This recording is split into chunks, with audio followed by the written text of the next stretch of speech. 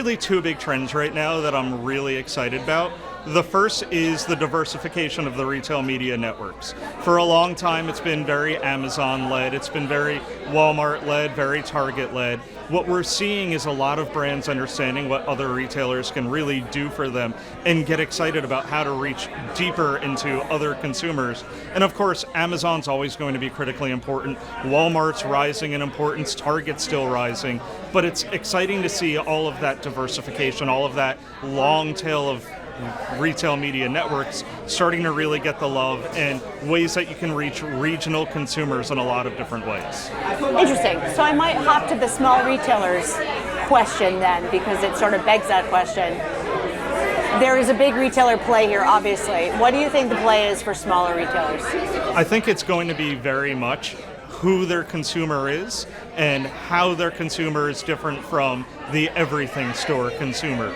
If it's a grocer, to use an obvious example, they're generally a lot more regionalized. And if you're talking about an H-E-B, if you're talking about a Kroger, they have very different consumers that are coming in with very different taste. And if you're launching a beauty product, you know that if you want to get into that the Midwest consumer or the Texas consumer or the Northwest consumer, regional supermarkets are a fantastic way to do that, a fantastic way to get the shopper on their weekly journey. And maybe they're not converting online, maybe they're just doing their research online, knowing that on Tuesday they're going to be stopping on the way home to pick up chicken fingers to make for their kids. They might also want to grab more while they're in there. I love that. It's a thoughtful way to think about the role of the small retailer.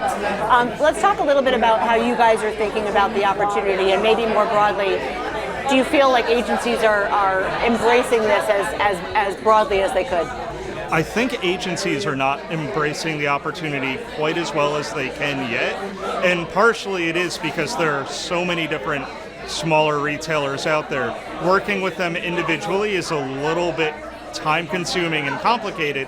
It requires building new tools, it requires building new relationships, and it requires training new individuals. At Reprise and at IPG, we've actually done a lot of this work because we see the value of having fantastic relationships to help brands with their JBP negotiations, with their top-to-top, or just understanding how to build the right high-value audience across all of these different retailers, and therefore how to do better forecasting, how to do better planning, and just how to be more strategic. So the other thing I'm excited about is live commerce. And live commerce is something you've been hearing about forever, and it's obviously catching fire in Asia and has been for a while. We're seeing a lot of growth in Latin America. I think it's going to take a lot longer to get to the United States, to get to Canada, to get to Western Europe, but it's something that I feel every brand retailer or every brand marketer needs to really keep an eye on, because when it comes here, it's going to come fast. And we already know Gen Z is doing so much of their searching on TikTok, and TikTok's doing so much investing into capturing the Western live market consumer. I think it's going to capture a lot of people off guard. Everyone might be talking about it yet, but no one's taking the right steps to be prepared when it does hit.